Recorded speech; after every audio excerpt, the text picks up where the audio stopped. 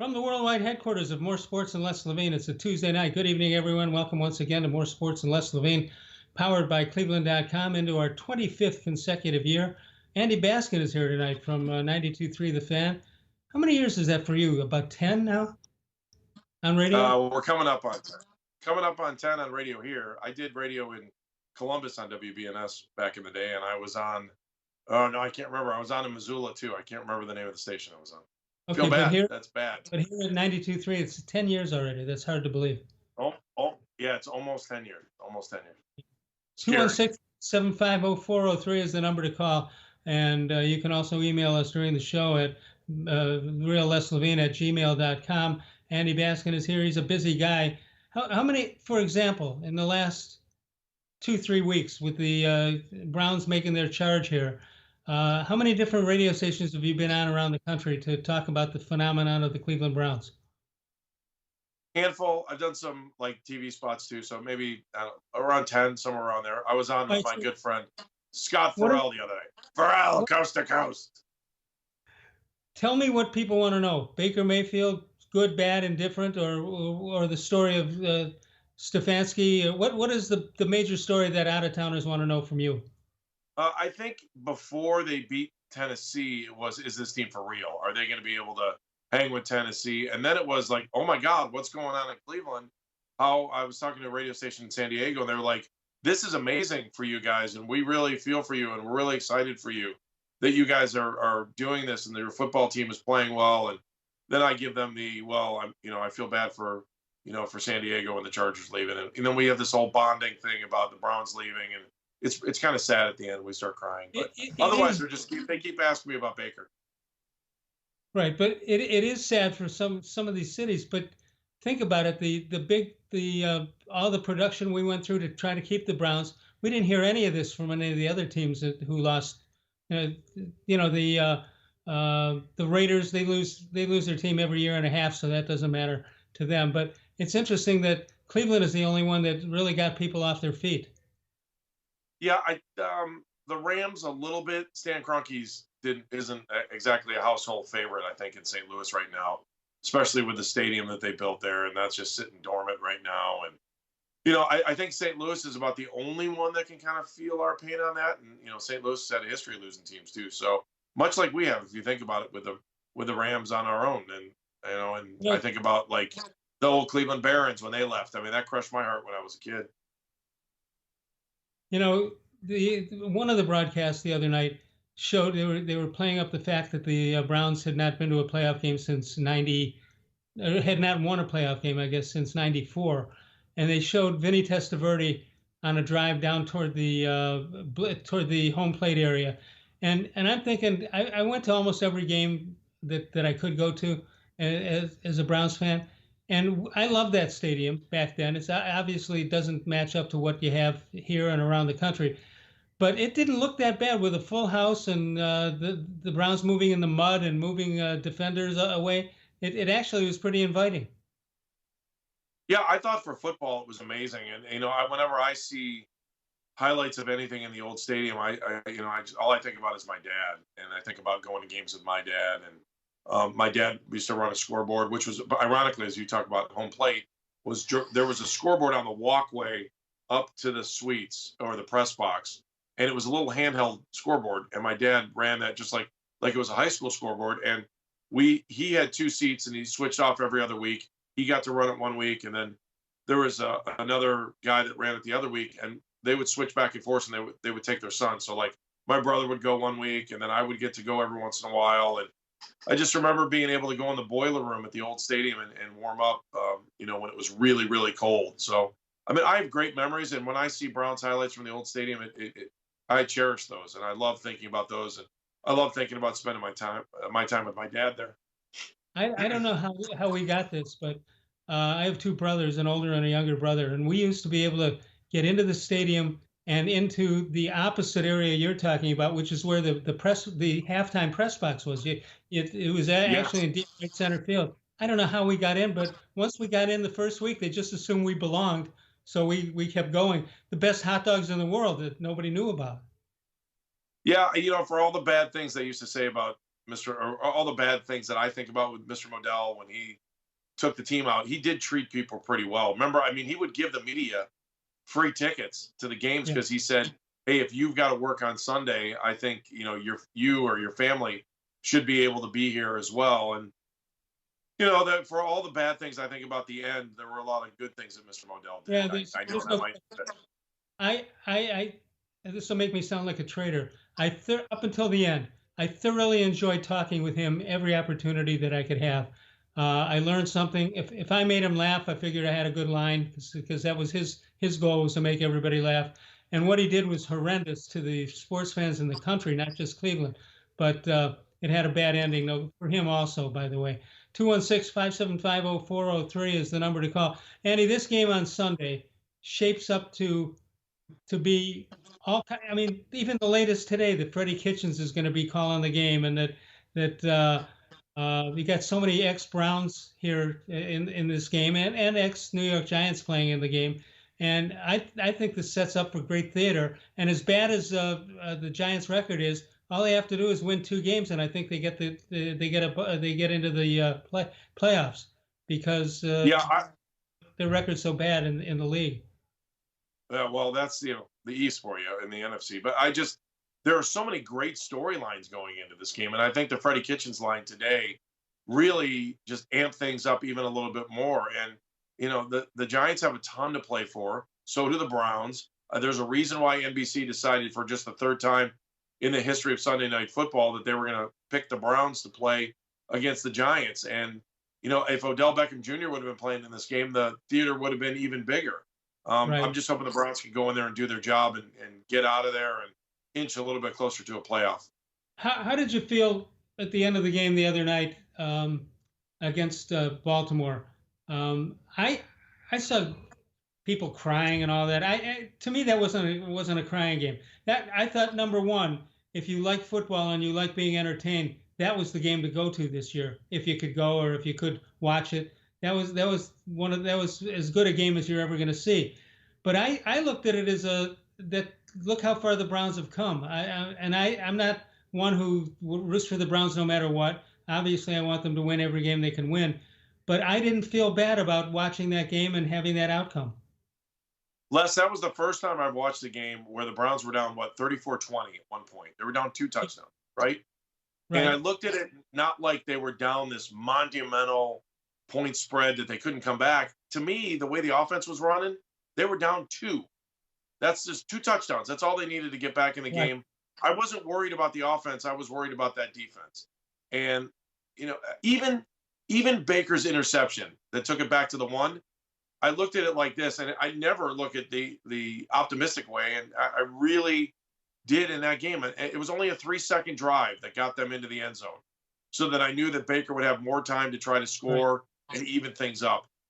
It's just refreshing to watch the Browns and think, you know what, this offense can score, and they're never out of it. And they have the right uniforms now. Finally got them. That is true. That is 100% correct.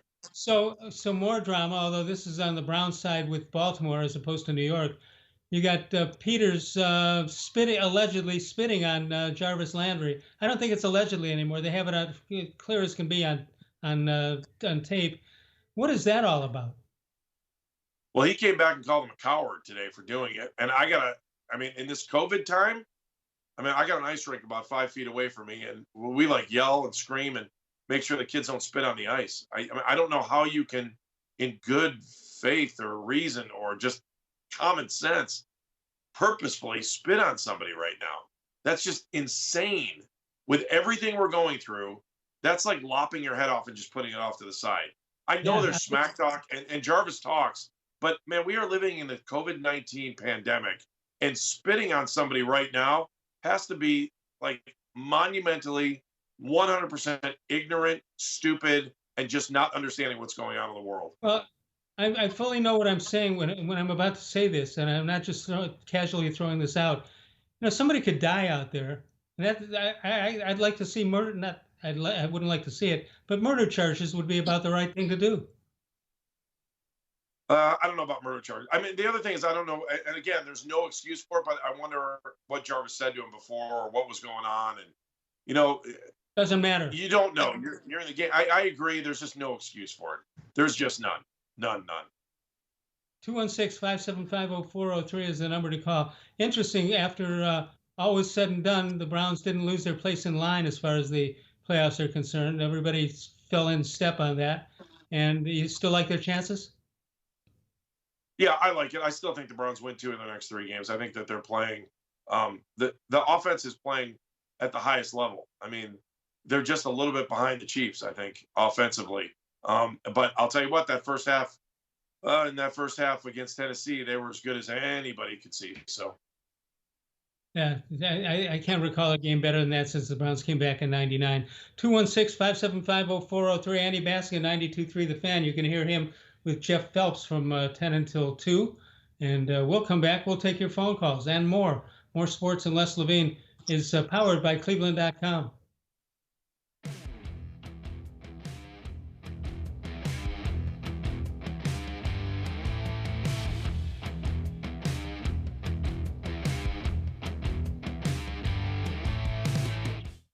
Presque Isle Downs and Casino has sports betting.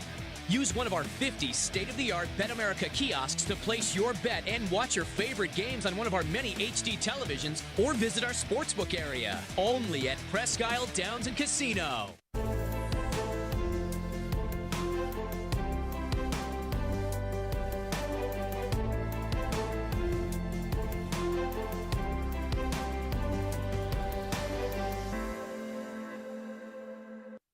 Do you like Ohio State football? Would you like to get information from me, Doug Lesmerises, about Ohio State football without having to look at my face? We have got the plan for you.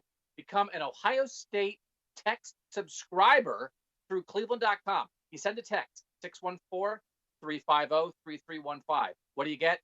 2, 3, 4 texts right in your phone every day about Ohio State football. Inside information, polls, voting, all kinds of things. You can be on our podcast. We take text subscriber questions on our Buckeye Talk podcast every week. If you really want to be involved with Ohio State football, in season or out of season, become an Ohio State text subscriber from cleveland.com. Send a text to 614-350-3315. 14-day free trial. What do you have to lose? $3.99 a month after that. 614-350-3315. I'll see you in your phone. Tri-C is here for you. Now more than ever, you need a post-secondary education. So I encourage you to start your journey here at Tri-C. The majority of fall classes will take place online, but we've added a variety of formats to meet your learning needs, and we've taken many steps to keep you safe on campus. Whether you're ready to get started or your four-year plans have changed, Tri-C is where futures begin. The Ohio Lottery Partners in Education program recognizes role model students and teachers from across Ohio. Nominations can now be done completely online. To nominate a deserving teacher or student, go to ohiolottery.com. In the About section, find Partners in Education. There you will find links to the nomination forms. Students, kindergarten through 12th grade, can be academic all-stars. Teachers can be honored as a Teacher of the Month. The Ohio Lottery Partners in Education, where stars shine.